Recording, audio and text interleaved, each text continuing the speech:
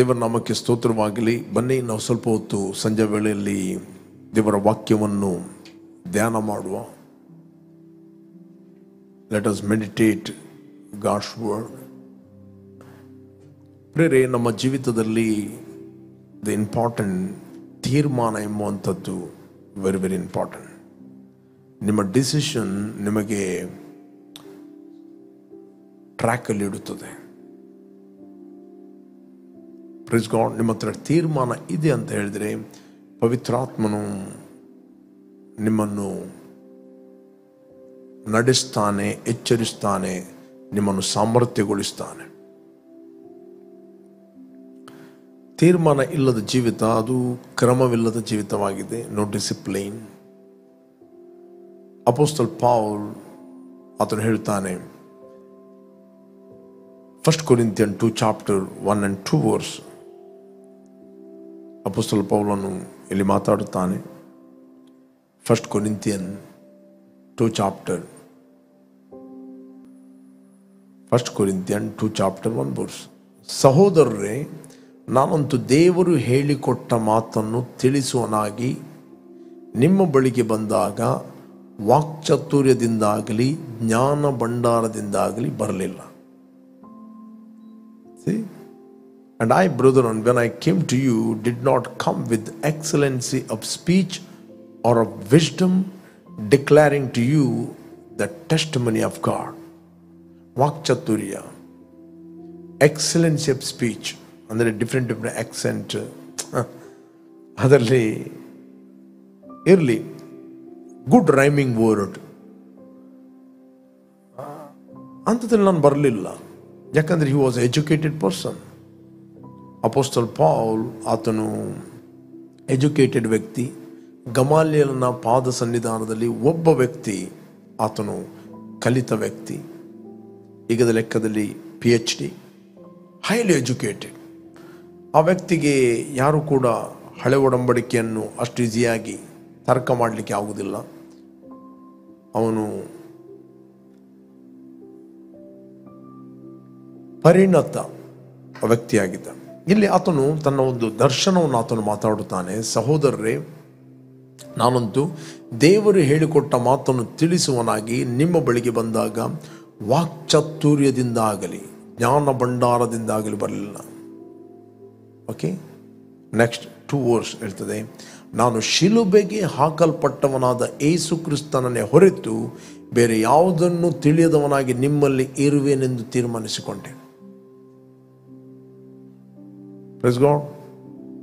For I determined not to know anything among you except Jesus Christ and Him crucified. Praise God. ನಾನು ತೀರ್ಮಾನಿಸಿಕೊಂಡೆ, ನನಗೇನು ಗೊತ್ತಿಲ್ಲ ಬೇರೆ. Any message comes, finish work of the cross. ಹಳೆ ಒಡಂಬಡಿಕೆಯಲ್ಲಿ ಪ್ರಾರಂಭ ಮಾಡಿದರೆ ಕ್ರಿಸ್ತನ ಶಿಲುಬೆಯಲ್ಲಿ ಫಿನಿಶ್. ಮೋಶೆಯಿಂದ ಪ್ರಾರಂಭ ಮಾಡಿದರೆ ಕ್ರಿಸ್ತನ ಕ್ರೂಜೆಯಿಂದ ಫಿನಿಶ್. ಪ್ರವಾದಿಗಳಿಂದ ಪ್ರಾರಂಭ ಮಾಡಿದರೆ ಕ್ರೂಜೆಯಲ್ಲಿ ಫಿನಿಶ್. Praise God. ಇಲ್ಲಿ ಅಪೊಸ್ತಲ ಪೌಲ್ ಹೇಳ್ತಾನೆ, ಶಿಲುಬೆಗೆ ಹಾಕಲ್ಪಟ್ಟ ಯೇಸುವನ್ನೇ ಹೊರತು, ಕ್ರಿಸ್ತನೇ ಹೊರತು ಬೇರೆ ಯಾವುದನ್ನು ತಿಳಿಯದವನಾಗಿ, ನನಗೆ ಬೇರೆ ಏನು ಗೊತ್ತಿಲ್ಲ. ಎಲ್ಲ ಅವನು ಕಲಿತ ನಾಲೆಜ್, ಆ ಸೆನ್ಸ್ ನಾಲೆಜ್, ಅವನ್ನೆಲ್ಲವನ್ನು ರಿಜೆಕ್ಟ್ ಮಾಡಿದ. ರೈಟ್. ನಿಮ್ಮಲ್ಲಿ ಇರುವನೆಂದು ತೀರ್ಮಾನಿಸಿಕೊಂಡೇನು. ನಾನು ತೀರ್ಮಾನ ಮಾಡಿದೆ. ಬರೀ ನಿಮ್ಮ ತೀರ್ಮಾನ ನಿಮ್ಮನ್ನು ಟ್ರ್ಯಾಕಲ್ಲಿಡುತ್ತದೆ. Your decision determine your destiny. ನೀವು ನಿಮಗೊಂದು ದೇವರ ಉದ್ದೇಶ ಇಟ್ಟಿದ್ದಾನೆ. ದೇವರು ನಿಮಗೊಂದು ಡೆಸ್ಟಿನಿ ಇಟ್ಟಿದ್ದಾನೆ. You are unique person. Praise God. You are unique person. First of all, ಸತ್ಯವೇದ ಸತ್ಯವೆಂದು ನಂಬುವುದು ಬಹಳ ಮುಖ್ಯ. ದೇವರ ವಾಕ್ಯದಲ್ಲಿ ಬರೆದ ಮಾತುಗಳು ಸತ್ಯ ಅಂತ ನಂಬುವುದು ವೆರಿ ವೆರಿ ಇಂಪಾರ್ಟೆಂಟ್.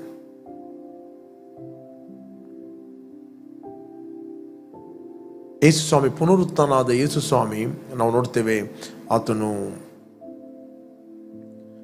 ನಡೆದುಕೊಂಡು ಬರುತ್ತಿರುವಾಗ ಇಬ್ಬರು ಶಿಷ್ಯರು ಸಿಕ್ಕಿದ್ರು ಎಮ್ಮಹಳ್ಳಿಯಲ್ಲಿ.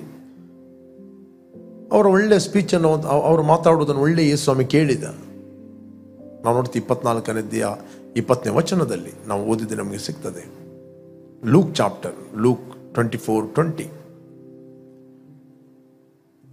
ಆತನನ್ನು ಮಹಾಯಾಜಕರು, ನಮ್ಮ ಅಧಿಕಾರಿಗಳು ಮರಣದಂಡನೆಗೆ ಒಪ್ಪಿಸಿಕೊಟ್ಟು ಶಿಲುಬೆಗೆ ಹಾಕಿದರು. ಓಕೆ, ಆತನನ್ನು ಓಕೆ, ನಾವಾದರೂ ಇಸ್ರಾಯೇಲ್ ಜನರನ್ನು ಬಿಡಿಸತಕ್ಕವನು ಆತನೇ ಎಂದು ನಿರೀಕ್ಷಿಸಿಕೊಂಡಿದ್ದೆವು. ಇದು ಮಾತ್ರವಲ್ಲದೆ ಆ ಕಾರ್ಯಗಳು ನಡೆದು ಇವತ್ತು 3ನೇ ದಿನ. ಆದರೂ ನಮ್ಮಲ್ಲಿ ಕೆಲವು ಮಂದಿ ಸ್ತ್ರೀಯರು ಬೆಳಗಾಗುವಾಗ ಸಮಾಧಿಯ ಬಳಿಯಲ್ಲಿ ಇದ್ದು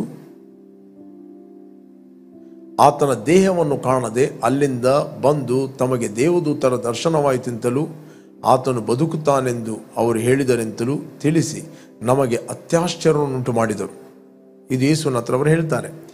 ನಮ್ಮ ಸಂಗಡ ಇದ್ದವರಲ್ಲಿ ಕೆಲವರು ಸಮಾಧಿಗೆ ಹೋಗಿ ಆ ಸ್ತ್ರೀಯರು ಹೇಳಿದ ಪ್ರಕಾರವೇ ಕಂಡರು, ಆತನನ್ನು ಮಾತ್ರ ಕಾಣಲಿಲ್ಲ ಎಂದು ಹೇಳಿದರು. ಓಕೆ,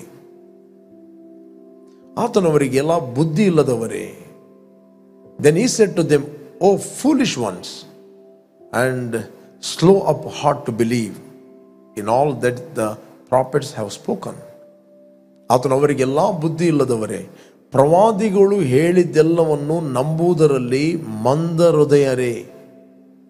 ಪ್ರವಾದಿಗಳು ಏನೆಲ್ಲ ಹೇಳಿದ್ದಾರೆ ಅದನ್ನು ನಂಬುವುದರಲ್ಲಿ ಮಂದ ಹೃದಯವುಳ್ಳವರೇ.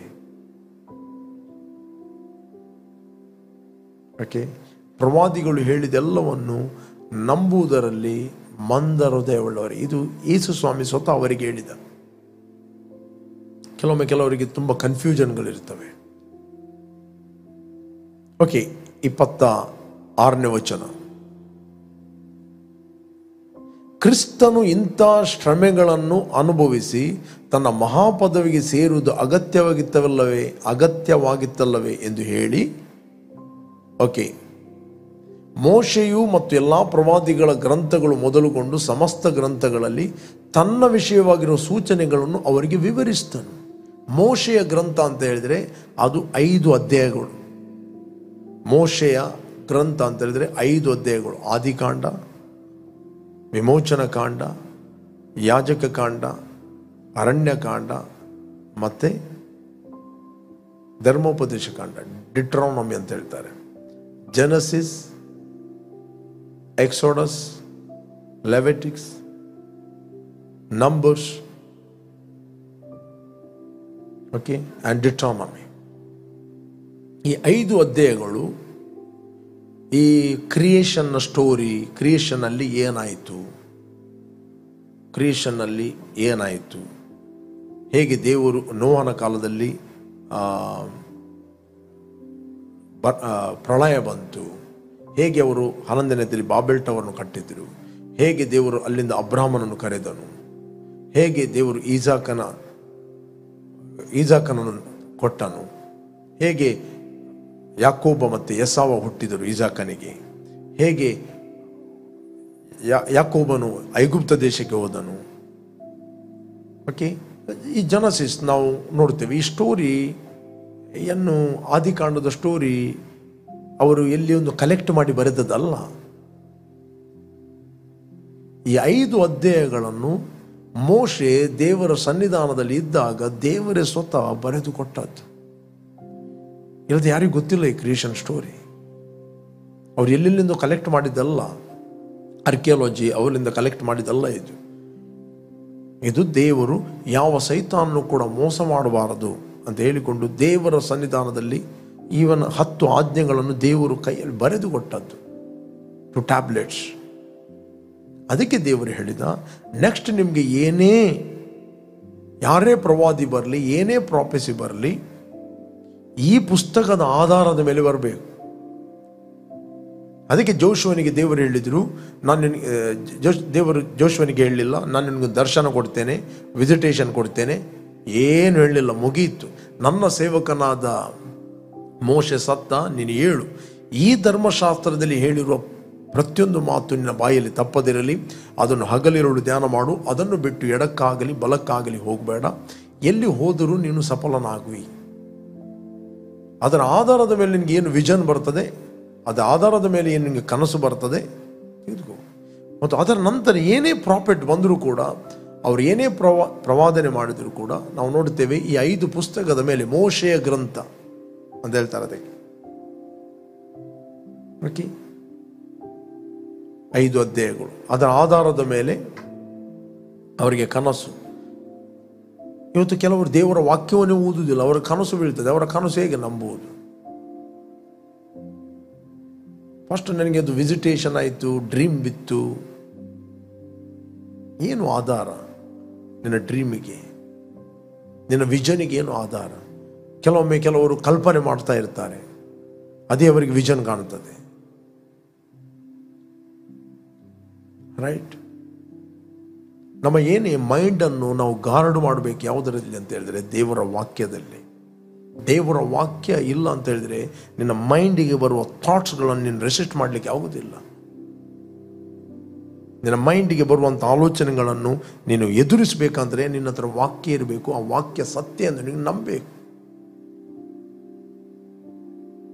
ಓಕೆ, ಇದೆಲ್ಲ ಹಳೆ ಒಡಂಬಡಿಕೆಯಲ್ಲಿ ಏನು ಬರೆಯಲ್ಪಟ್ಟಿದೆ, ಯೇಸು ಸ್ವಾಮಿಯಲ್ಲಿ ಬರೀತಾನೆ, ನನ್ನ ವಿಷಯವಾಗಿ ಬರೆಯಲ್ಪಟ್ಟದ್ದು. ಓಕೆ, ನನ್ನ ವಿಷಯವಾಗಿ ಬರೆಯಲ್ಪಟ್ಟಿದೆ. ದಿ ಇಂಪಾರ್ಟೆಂಟ್ ಸತ್ಯವೇದ ಸತ್ಯವೆಂದು ನಂಬುವುದು ವೆರಿ ವೆರಿ ಇಂಪಾರ್ಟೆಂಟ್. ಅದೆಲ್ಲ ಕ್ರಿಸ್ತನ ವಿಷಯದಲ್ಲಿ ಬರೆಯಲ್ಪಟ್ಟಿದೆ. ನೀವೆಷ್ಟೇ ಸತ್ಯವೇದನ್ನು ಓದಿದರೂ ಅದು ಕ್ರಿಸ್ತನ ಬೆಳಕಿನಲ್ಲಿ ನಾವು ಓದಬೇಕು. ಆಗ ನಿಮಗೆ ಕ್ಲಿಯರ್ ಅರ್ಥ ಆಗ್ತದೆ. ಅದಕ್ಕೋಸ್ಕರ ಅಪೊಸ್ತಲ ಪೌಲ ಹೇಳ್ತಾನೆ, ಸಹೋದರರೇ, ನಾನಂತೂ ನಿಮ್ಮ ಬಳಿಗೆ ಬಂದಾಗ ವಾಕ್ಚಾತುರ್ಯದಿಂದಾಗಲಿ ಜ್ಞಾನ ಭಂಡಾರದಿಂದಾಗಲಿ ನಾನು ಬರಲಿಲ್ಲ. ನಾನು ಶಿಲುಬೆಗೆ ಹಾಕಲ್ಪಟ್ಟವನಾದ ಯೇಸು ಕ್ರಿಸ್ತನನ್ನೇ ಹೊರತು ಬೇರೆ ಏನು ತಿಳಿಯದವನಾಗಿ ನಿಮ್ಮಲ್ಲಿ ಇರುವೆನೆಂದು ತೀರ್ಮಾನಿಸಿಕೊಂಡೆನು. Christ is my life. Okay, ಕ್ರಿಸ್ತನು ಎಲ್ಲ ಯೇಸು ಅಲ್ಲ, ಶಿಲುಬೆಗೆ ಹಾಕಲ್ಪಟ್ಟ ಯೇಸು. ಯೇಸು ಎಂಬುವರು ತುಂಬ ಜನ ಇದ್ದರು, ಎಲ್ಲ ಯೇಸು ಅಲ್ಲ. ಬೇಕಾದರೆ ಹೇಗೆ ಡಿಸೆಪ್ಷನ್, ಸೈತಾನ ಹೇಗೆ ಡಿಸೀವ್ ಮಾಡ್ತಾನೆ. 2 ಕೊರಿಂಥಿಯನ್ 11 ಚಾಪ್ಟರ್, 2 ಕೊರಿಂಥಿಯನ್ 11 ಚಾಪ್ಟರ್ 11ನೇ ಅಧ್ಯಾಯದಲ್ಲಿ ಓದಿದ್ರೆ ನಮಗೆ ಸಿಗ್ತದೆ. 2 ಕೊರಿಂಥಿಯನ್, ಯಾಕೆ ನಿಮ್ಮಿಂದ ಏನು ತೆಗೆದುಕೊಳ್ಳುವುದಿಲ್ಲ, ನಿಮ್ಮ ಮೇಲೆ ಪ್ರೀತಿ ಇಲ್ಲದರಿಂದಲೋ ದೇವರೇ ಬಲ್ಲ. ಓಕೆ, ನನ್ನ ನಿಂದಿಸುವುದಕ್ಕೆ ಆಸ್ಪದವನ್ನು ಹುಡುಕುವವರಿಗೆ ಯಾವ ಆಸ್ಪದ ಸಿಗದಂತೆ ನಾನು ಮಾಡುವುದನ್ನು ಇನ್ನು ಮುಂದೆ ಮಾಡುವೆನು. ಅವರು ಯಾವುದರಲ್ಲಿ ಹಿಗ್ಗುತ್ತಾರೋ ಅದರಲ್ಲಿ ನಮ್ಮಂತೆ ನಡೆಯುವವರಾಗಿ ಕಂಡುಬರಲ್ಲ. ನೆಕ್ಸ್ಟ್ 11:2, ಯಾಕಂದ್ರೆ ದೇವರಲ್ಲಿರುವಂಥ ಚಿಂತೆಯಲ್ಲಿ ನಾನು ನಿಮ್ಮ ವಿಷಯದಲ್ಲಿ ಚಿಂತಿಸ್ತೇನೆ. ನಿಮ್ಮನ್ನು ಕ್ರಿಸ್ತನೆಂಬ ಒಬ್ಬನೇ ಪುರುಷನಿಗೆ ಶುದ್ಧ ಕನ್ಯೆಯಂತೆ ಒಪ್ಪಿಸಬೇಕೆಂದು ನಿಮ್ಮನ್ನು ಆತನಿಗೆ ನಿಶ್ಚಯ ಮಾಡಿದ್ದೇನಲ್ಲ.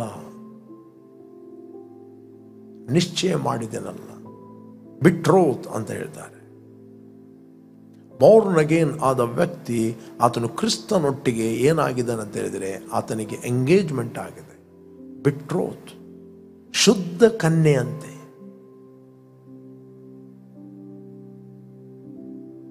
ಓಕೆ, ಒಪ್ಪಿಸಬೇಕೆಂದು ನಿಮ್ಮನ್ನು ಆತನಿಗೆ ನಿಶ್ಚಯ ಮಾಡಿದನಲ್ಲ. ನಾವು ನೋಡ್ತೇವೆ, ಒಂದು ಮದುವೆ ಎಂಬುವಂಥದ್ದು, ಒಂದು ಸಭೆ ಮತ್ತು ಕ್ರಿಸ್ತನಿಗಿರುವ ಸಂಬಂಧ, ಕ್ರಿಸ್ತನ 2ನೇ ಬರೋಣ, ಇದಕ್ಕೊಂದು ಅರ್ಥ ಇದೆ. ಓಕೆ ಓಕೆ ಇದರ ಬಗ್ಗೆ ನಾನು ಜಾಸ್ತಿ ಮಾತಾಡೋದಿಲ್ಲ. ಮುಂದೆ 3ನೇ ವಚನದಲ್ಲಿ, ಆದರೆ ಹೇಗೆ ಹವ್ವಳು ಸರ್ಪದ ಕುಯುಕ್ತಿಗೆ ಒಳಬಿದ್ದು ಮೋಸ ಹೋದಾಳು, ಹಾಗೆಯೇ ನಿಮ್ಮ ಮನಸ್ಸು ಕ್ರಿಸ್ತನ ವಿಷಯದಲ್ಲಿ ಇರಬೇಕಾದ ಯಥಾರ್ಥವನ್ನು, ಪಾತಿವ್ರತ್ಯವನ್ನು ಬಿಟ್ಟು ಕೆಟ್ಟು ಹೋದಿತ್ತೆಂದು ನನಗೆ ಭಯ ಉಂಟು. ಕ್ರಿಸ್ತನ ವಿಷಯದಲ್ಲಿರುವಂಥ ಯಥಾರ್ಥವಾದ ಮನಸ್ಸು. ಒಂದು ಹುಡುಗ ಎಂಗೇಜ್ಮೆಂಟ್ ಆಗಿ ಬೇರೆ ಕಂಟ್ರಿಗೆ ಹೋಗ್ತಾನೆ, ಕೆಲಸಕ್ಕೆ ಹೋಗ್ತಾನೆ, ಅಥವಾ ನೆಕ್ಸ್ಟ್ ಬರ್ತಾನೆ ಮದುವೆಗೋಸ್ಕರ. ಆ ಹುಡುಗಿ ಆತನಿಗೋಸ್ಕರ ಯಥಾರ್ಥವಾಗಿ ಕಾಯ್ತಾ ಇರ್ತಾಳೆ, ಎಕ್ಸ್ಪೆಕ್ಟೇಷನ್ನಲ್ಲಿರ್ತಾಳೆ. ಒಂದು ಹುಡುಗಿ ತಾನು ಮದುವೆ ಆಗುವ ಹುಡುಗ ಬರಲಿಕ್ಕೆ ಎಕ್ಸ್ಪೆಕ್ಟೇಷನ್ ಇಲ್ಲ ಅಂತ ಹೇಳಿದರೆ, ಬಯಸುವಿಕೆ ಇಲ್ಲ ಅಂತ ಹೇಳಿದರೆ ಆತನು ಬರುವುದಿಲ್ಲ. ಕ್ರಿಸ್ತನು ಎರಡನೇ ಸಾರಿ ಆತನು ಸಭೆಗೋಸ್ಕರ ಬರುತ್ತಾನೆ. Is coming for the church. ಎಂಥ ಸಭೆಗೋಸ್ಕರ ಬರುತ್ತಾನೆ? ಸಿದ್ಧವಾಗಿರುವ ಸಭೆಗೋಸ್ಕರ ಬರುತ್ತಾನೆ. ಎಕ್ಸ್ಪೆಕ್ಟೇಷನ್ ಇರುವ ಸಭೆಗೋಸ್ಕರ ಬರುತ್ತಾನೆ. ಆತನ ಬರೋಣಕ್ಕೆ ಎಕ್ಸ್ಪೆಕ್ಟೇಷನ್. ಆ ಹುಡುಗಿ ಇದ್ದವರನ್ನ ಎಲ್ಲ ಒಟ್ಟಿಗೆ ಸೇರಿ ಎಂಜಾಯ್ ಮಾಡ್ತಾ ಇದ್ದಾಳೆ, ತನಗೆ ಬೇಕಾದಾಗೆ ಜೀವಿಸ್ತಾ ಇದ್ದಾಳೆ, ಯಾರ್ಯಾರೊಟ್ಟಿಗೆ ಹೋಗ್ತಾ ಇದ್ದಾಳೆ, ಖುಷಿ ಬಂದಾಗೆ ಜೀವಿಸ್ತಾ ಇದ್ದಾಳೆ. ಆ ವ್ಯಕ್ತಿ ಯಾಕೆಗೋಸ್ಕರ ಬರುವುದಿಲ್ಲ? ನಾವು ಯಾರಿಗೋಸ್ಕರ ವೇಟ್ ಮಾಡ್ತಾ ಇದ್ದೇವೆ? ನಾವು ಲೋಕದೊಟ್ಟಿಗೆ ಇಜ್ಜೋಡಾಗಿ ನಡೀಬಹುದು, ಬೇಕಾದಾಗೆ ನಡೀಬಹುದು, ಖುಷಿ ಬಂದಾಗೆ ಲೈಫನ್ನು ಜೀವಿಸಬಹುದು. But we are expecting is coming. ನಾವು ಲೋಕದೊಟ್ಟಿಗೆ ಇಜ್ಜೋಡಾಗೋರಲ್ಲ. ನಾವು ಆತನ ಬರೋಣಕ್ಕೆ ಎಕ್ಸ್ಪೆಕ್ಟೇಷನ್. ಯಾವಾಗ ಎಕ್ಸ್ಪೆಕ್ಟೇಷನ್ ತಪ್ಪಿತ್ತು ಆಗ ಏನೇನೋ ಆಲೋಚನೆಗಳು ಬರ್ತವೆ, ಲೌಕಿಕ ಆಲೋಚನೆಗಳು ಬರ್ತವೆ. ನೋ ವಿಷನ್, ಏನೇನೋ ಆಲೋಚನೆಗಳು ಬರ್ತವೆ. You cannot resist that thoughts. ನಿನಗೆ ಖುಷಿ ಬಂದಾಗಿ ಜೀವಿಸ್ತಾ ಇದ್ದಿ. ಓಕೆ, ಯೇಸು ಕ್ರಿಸ್ತನು ಬರುವಂಥದ್ದು ಸುಕ್ಕು ಕಳಂಕ ಮಚ್ಚೆ ಇಲ್ಲದ ಶುದ್ಧ ಕನ್ಯೆ ಎಂಬ ಸಭೆಗೋಸ್ಕರ ಆತನು ಬರುತ್ತಾನೆ. ಇರಲಿ. ಆದರೆ ಹೇಗೆ ಅವಳು ಸರ್ಪದ ಕುಯುಕ್ತಿಗೆ ಒಳಬಿದ್ದು ಮೋಸ ಹೋದಳು, ಹಾಗೆ ನಿಮ್ಮ ಮನಸ್ಸು ಕ್ರಿಸ್ತನ ವಿಷಯದಲ್ಲಿ ಇರಬೇಕಾದ ಯಥಾರ್ಥತ್ವವನ್ನು, ಪಾತಿವ್ರತ್ಯವನ್ನು ಬಿಟ್ಟು ಕೆಟ್ಟು ಹೋದಿತ್ತೆಂದು ನನಗೆ ಭಯ ಉಂಟು. ನೆಕ್ಸ್ಟ್, ಯಾಕಂದರೆ ನಾವು ಪ್ರಸಿದ್ಧಪಡಿಸದಿದ್ದ ಮತ್ತೊಬ್ಬ ಯೇಸುವನ್ನು, ಆಗದೆ ಬೇರೆ ಯೇಸು ಇದ್ದಾರೆ, ರೈಟ್? ಯಾಕಂದರೆ ನಾವು ಪ್ರಸಿದ್ಧಪಡಿಸದಂತ, ನಾವು ಪ್ರೀಚ್ ಮಾಡದಂತ ಮತ್ತೊಬ್ಬ ಯೇಸುವನ್ನು ನಿಮ್ಮ ಬಳಿಗೆ ಬರುವವರು ಪ್ರಕಟಿಸುವಾಗಲೂ, ನೀವು ಹೊಂದದೇ ಇದ್ದ ಬೇರೆ ವಿಧವಾದ ಆತ್ಮ ಪ್ರೇರಣೆಯನ್ನು ಹೊಂದುವಾಗಲು, ಅವಲಂಬಿಸದೇ ಇದ್ದ ಬೇರೊಂದು ಸುವಾರ್ತೆಯನ್ನು ಕೇಳುವಾಗಲು ನೀವು ಸಹಿಸಿಕೊಳ್ಳುತ್ತಿರುವುದು ಬಹು ಆಶ್ಚರ್ಯ.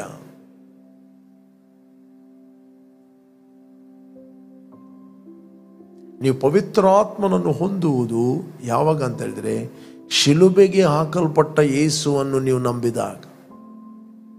ನೀವೆಲ್ಲ ಕಥೆಗಳನ್ನು ನಂಬಿದಾಗಲ್ಲ, ಯೇಸು ಒಬ್ಬ ರಿಲಿಜಿಯಸ್ ವ್ಯಕ್ತಿಯಾಗಿ ನಂಬಿದಾಗಲ್ಲ. ಆ ಶಿಲುಬೆಯಲ್ಲಿ ಯಾಕೆ ಆತನು ಸತ್ತ? ಆ ಶಿಲುಬೆಯ ಮೂಲಕ ಆದಾಮನ ಸಂಬಂಧದಿಂದ ನಾವೆಲ್ಲರೂ ಪಾಪಿಗಳಾಗಿದ್ದೆವು. ಈಗ ಯೇಸುವಿನ ಸಂಬಂಧದಿಂದ ನಮ್ಮ ಪಾಪಗಳು ಕ್ಷಮಿಸಲ್ಪಟ್ಟಿದೆ. ಆತನ ರಕ್ತದಿಂದ ನಾವು ತೊಳೆಯಲ್ಪಟ್ಟಿದ್ದೇವೆ. ಎಲ್ಲಿ ಆತನ ರಕ್ತ ಇದೆ ಅಲ್ಲಿ ನಾವು ಪವಿತ್ರಾತ್ಮನ ವರವನ್ನು ಹೊಂದುತ್ತೇವೆ. We will receive the Holy Spirit. ಯೇಸುವನ್ನು ಬಿಟ್ಟು, ಶಿಲುಬೆಗೆ ಹಾಕಲ್ಪಟ್ಟ ಯೇಸುವನ್ನು ಬಿಟ್ಟು ಬೇರೆ ಯಾವ ಯೇಸುವನ್ನು ನೀವು ನಂಬಿದರು, you will receive another spirit. ನನ್ನ ವಚನ ಬೈಬಲ್ ಹೇಳ್ತೀವಿ, ಯಾಕಂದರೆ ನಾವು ಪ್ರಸಿದ್ಧಪಡಿಸಿದಂಥ ಮತ್ತೊಬ್ಬ ಯೇಸುವನ್ನು ನಿಮ್ಮ ಬಳಿಗೆ ಬರುವವರು ಪ್ರಕಟಿಸುವಾಗಲೂ, ನೀವು ಹೊಂದದೇ ಇದ್ದ ಬೇರೆ ವಿಧವಾದ ಆತ್ಮ ಪ್ರೇರೇಪಣೆಯನ್ನು ಹೊಂದಿರುವಾಗಲೂ, ಅವಲಂಬಿಸದೇ ಇದ್ದ ಬೇರೊಂದು ಸುವಾರ್ತೆಯನ್ನು ಕೇಳುವಾಗಲೂ ನೀವು ಸಹಿಸಿಕೊಳ್ಳುತ್ತಿರುವುದು ಬಹು ಆಶ್ಚರ್ಯ. For if A person comes and preach another Jesus whom we did not preach, or you receive a different spirit. You receive different spirit. The spirit of confusion, the spirit of the world. ಕಳ್ಳನ ಹೆಸರಿನಲ್ಲಿ ಬರುವುದಿಲ್ಲ. ಕಳ್ಳನು ಆತನು ನೀತಿವಂತನ ಹೆಸರಿನಲ್ಲಿ ಬರುತ್ತಾನೆ. 24ನೇ ವಚನ, ಯೇಸು ಸ್ವಾಮಿ ಕೆಲವು ಸೂಚನೆಗಳನ್ನು ಕೊಟ್ಟ ಆತನ ಬರೋಣಕ್ಕೆ. ಆಗೋ ಕ್ರಿಸ್ತನು ಅಲ್ಲಿಗೆ ದೃಷ್ಟಿ ಬಿದ್ದನು, ಕ್ರಿಸ್ತನು ಇಲ್ಲಿಗೆ ದೃಷ್ಟಿ ಬಿದ್ದನು, ಕ್ರಿಸ್ತನು ಒಂದು ಅರಣ್ಯದಲ್ಲಿ ದೃಷ್ಟಿ ಬಿದ್ದನು ಅಂತ ಯಾರಾದರೂ ಹೇಳಿದರೆ ನೀವು ಓಡಬೇಡ್ರಿ. ಒಂದು ಮನೆಗೆ ನಾನು ಹೋದೆ, ಒಬ್ಬ ಅಂಕಲ್ ನನಗೆ ತೋರಿಸಿದರು. ಒಂದು ಅರಣ್ಯದಲ್ಲಿ ಯೇಸು ಕ್ರಿಸ್ತನ ದೃಷ್ಟಿಗೆ ಬಿದ್ದಿದ್ದಾನಂತೆ. ಜನರು ಗುಂಪು ಗುಂಪಾಗಿ ಅಲ್ಲಿ ಹೋಗ್ತಾ ಇದ್ದಾರೆ, ಕಾಣಿಕೆಗಳನ್ನು ಹಾಕ್ತಾ ಇದ್ದಾರೆ, ಮತ್ತು ಕೆಲವರು ಅಲ್ಲಿಯ ಮಣ್ಣನ್ನು ತರ್ತಾ ಇದ್ದಾರೆ. ಹೌದಾ ಅಂತ ಕೇಳಿದೆ. ನೀವು 24ನೇ ವಚನ ಮತ್ತಾಯನ ಬರೆದ ಸುವಾರ್ತೆಯಲ್ಲಿ ನೀವು ಓದಲಿಲ್ಲ. ಕ್ರಿಸ್ತನು ಅಲ್ಲಿ ದೃಷ್ಟಿ ಬಿದ್ದನು, ಇಲ್ಲಿ ದೃಷ್ಟಿ ಬಿದ್ದನು. 24 ಓಕೆ, 24 ಮತ್ತಾಯ. ಸುಳ್ಳು ಕ್ರೈಸ್ತರು, ಸುಳ್ಳು ಪ್ರವಾದಿಗಳು ಎದ್ದು ಸಾಧ್ಯವಾದರೆ ದೇವರಾದುಕೊಂಡವರನ್ನು ಸಹ ಮೋಸಗೊಳಿಸುವುದಕ್ಕೋಸ್ಕರ ದೊಡ್ಡ ದೊಡ್ಡ ಸೂಚಕ ಕಾರ್ಯಗಳನ್ನು, ಅದ್ಭುತ ಕಾರ್ಯಗಳನ್ನು ಮಾಡಿ ತೋರಿಸುವರು. ಓಕೆ, ಈಗೋ ನಿಮಗೆ ಮುಂದಾಗಿ ಹೇಳಿದ್ದೇನೆ, ಆದ ಕಾರಣ ಯಾರಾದರೂ ನಿಮಗೆ ಅಗೋ ಕ್ರಿಸ್ತನು ಅಡವಿಯಲ್ಲಿದ್ದಾನೆಂದು ಹೇಳಿದರೆ ಹೊರಟು ಹೋಗಬೇಡ್ರಿ. ಈಗೋ ಕೋಣೆಯಲ್ಲಿದ್ದಾನೆಂದು ಹೇಳಿದರೆ ನಂಬಬೇಡ್ರಿ. ಕೋಣೆಯಲ್ಲಿ ನನಗೆ ದೃಷ್ಟಿಗೆ ಬಿದ್ದ. With Jesus, important, with Jesus.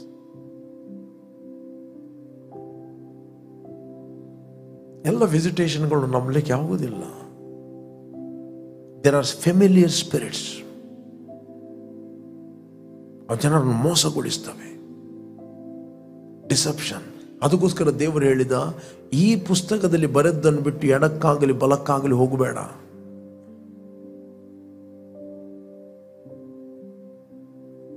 ನಿಮಗೆ ಯಾವ ವಿಸಿಟೇಷನ್ ಆದರೂ ಕೂಡ ಅದರ ಬೇಸ್ ಯಾವ ವಾಕ್ಯ.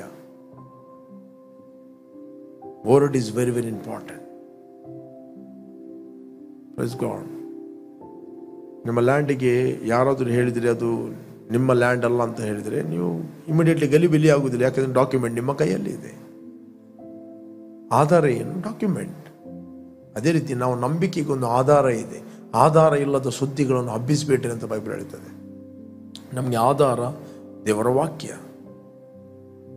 Praise God, the word of god. ಆದ ಕಾರಣ ಯಾರಾದರೂ ನಿಮಗೆ ಆಗೋ ಕ್ರಿಸ್ತನು ಅಡವಿಯಲ್ಲಿದ್ದಾನೆಂದು ಹೇಳಿದರೆ ಹೊರಟು ಹೋಗಬೇಡ್ರಿ. ಈಗೋ ನಾವು ಕೋಣೆಯಲ್ಲಿದ್ದಾನೆಂದು ಹೇಳಿದರೆ ನಂಬಬೇಡ್ರಿ. ಹಾಗಾದರೆ ಹೇಗೆ ಕೆಲವರು ಪ್ರೀಚ್ ಮಾಡ್ತಾರೆ, ನೀನು ಒಳ್ಳೆಯದು ಮಾಡಬೇಕು, ಹಾಗೆ ಮಾಡಬೇಕು, ಪುಣ್ಯಕ್ರಿಯೆಗಳು ಮಾಡಬೇಕು, ಆಗ ಯೇಸು ಕ್ರಿಸ್ತನು ನಿನಗೆ ಕ್ಷಮಿಸ್ತಾನೆನ್ನು. That is another gospel. ಯೇಸು ನಮ್ಮನ್ನು ಕ್ಷಮಿಸಿದ್ದು ನಮ್ಮ ಪುಣ್ಯ ಕ್ರಿಯೆಗಳ ಬೇಸ್ನ ಮೇಲೆ ಅಲ್ಲ, ನಮ್ಮ ಹಿನ್ನೆಲೆಯಿಂದ, ಬ್ಯಾಕ್ಗ್ರೌಂಡ್, ನಮ್ಮ ಹಿನ್ನೆಲೆ ಏನಾಗಿದೆ, ಬ್ಯಾಕ್ಗ್ರೌಂಡ್ ಆಗಿನದೆ, ಅದರ ಬೇಸ್ನ ಮೇಲೆ ಅಲ್ಲ, ಆಧಾರದ ಮೇಲೆ ಅಲ್ಲ. ಯೇಸು ಕ್ರಿಸ್ತನು ನಮ್ಮನ್ನು ಕ್ಷಮಿಸಿದ್ದು ಆತನು ಕ್ರೂಜೆಯ ಮರಣದ ಮೂಲಕ. ಅದಕ್ಕೆ ಅಪೊಸ್ತಲ ಪೌಲ ಹೇಳ್ತಾನೆ, ನಾನು ಕ್ರೂಜೆಗೆ ಹಾಕಲ್ಪಟ್ಟ ಯೇಸುವನ್ನೇ ಹೊರತು ಬೇರೆ ಏನನ್ನು ತಿಳಿಯದವನಾಗಿ ನಿಮ್ಮಲ್ಲಿ ಇರುವೆನೆಂದು ನಾನು ತೀರ್ಮಾನಿಸ್ತೇನೆ.